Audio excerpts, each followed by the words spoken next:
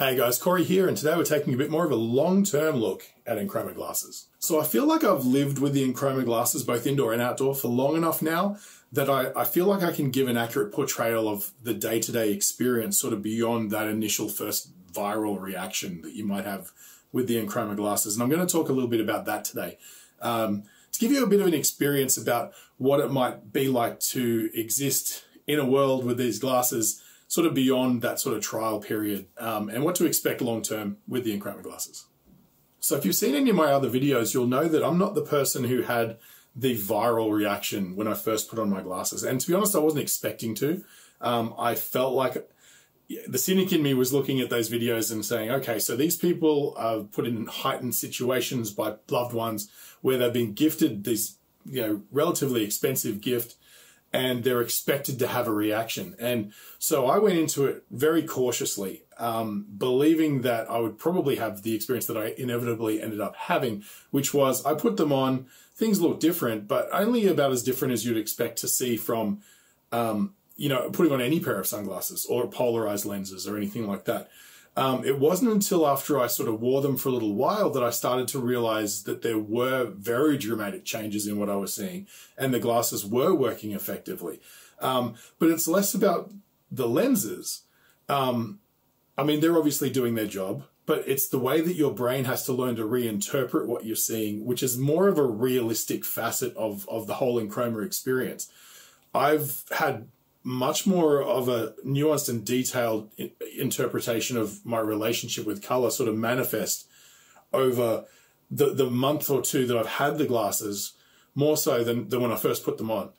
And that's what I wanted to illustrate to you guys. It's not typically a night and day reaction, particularly with the indoor glasses. They're far more subtle, but I still find that I tend to use them when I'm doing artwork and things like that because they do work. But it's a matter of understanding what you're looking at and seeing the subtlety in those changes. And then, of course, the other part of it is relearning colors from the ground up. Like the first time I sort of started wearing these glasses and I went down to a nursery and I was walking around with my partner and we were looking at flowers and stuff and I was pointing at things going, oh my God, that's purple. And she would say, no, that's actually pink. And then it was at that moment I realized I don't know what purple looks like because I've never seen it.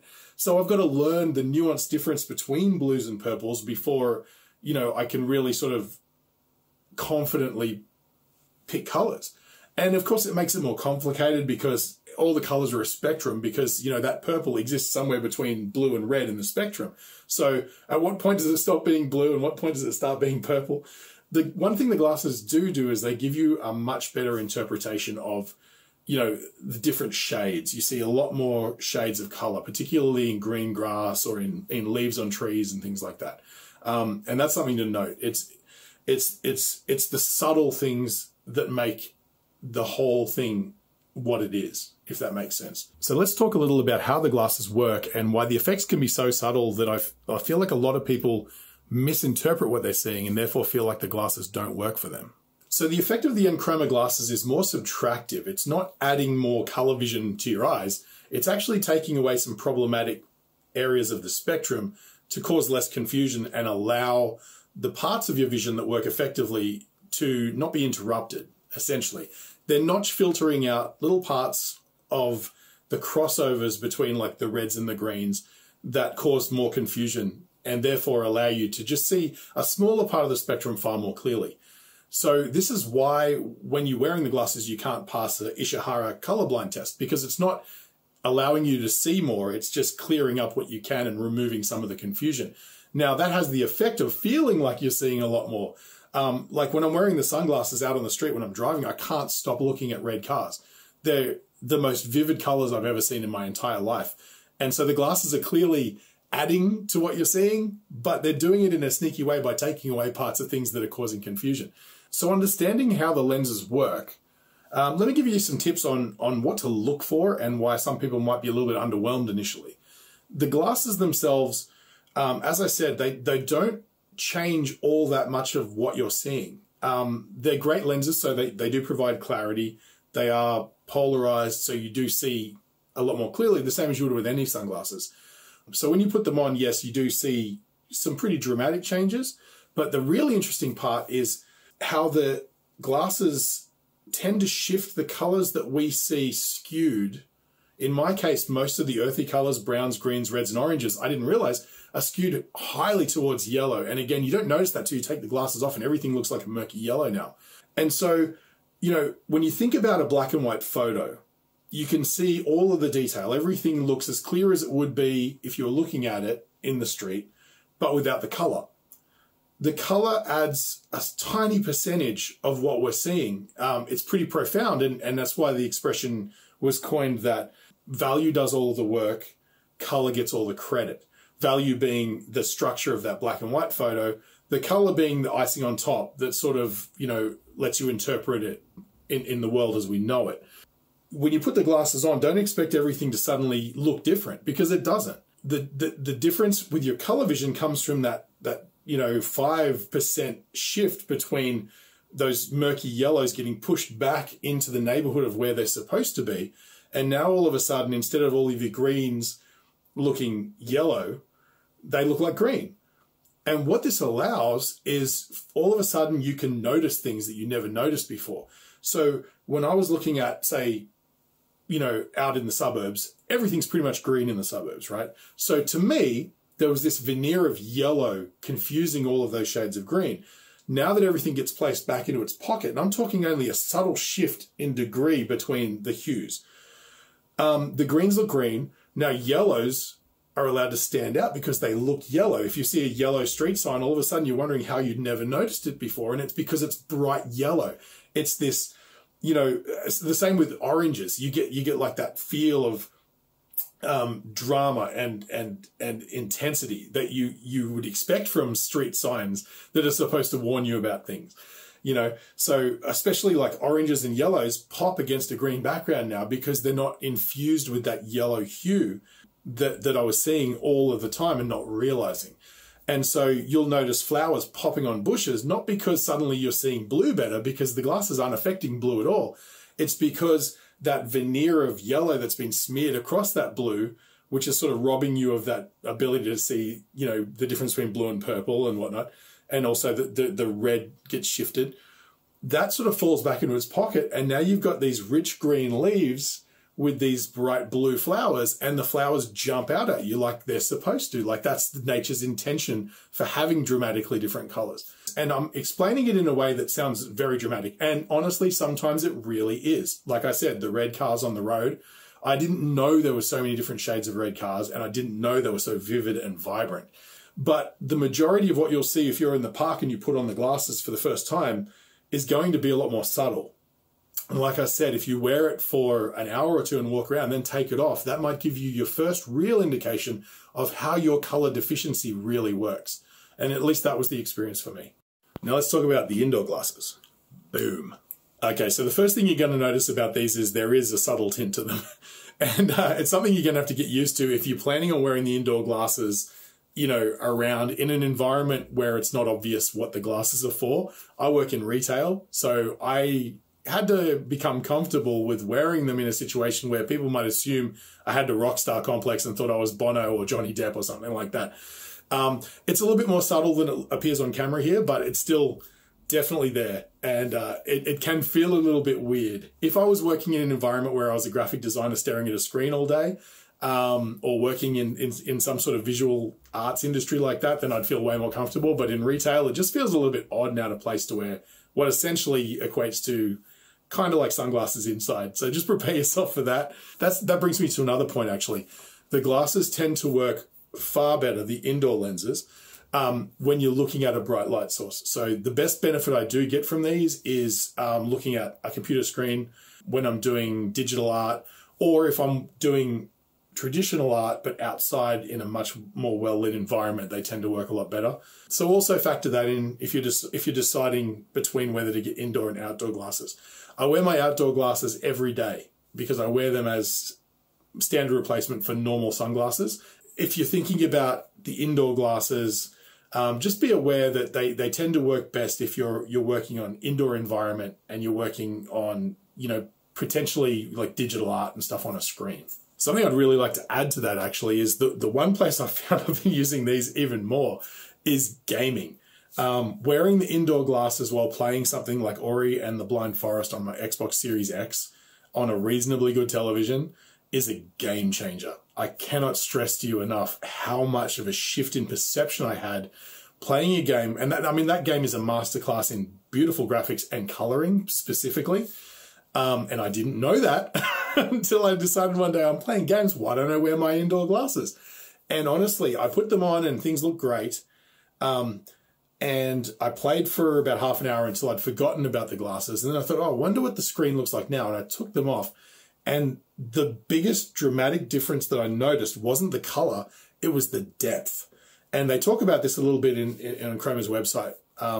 But one of the less talked about facets of color vision is your ability to perceive depth in an environment based on the way that the colors interact with each other and complement each other. So there's definitely colors in the spectrum that recede, and there's colors that protrude, like your oranges and yellows, the things that are supposed to jump out at you as warning signs and things like that.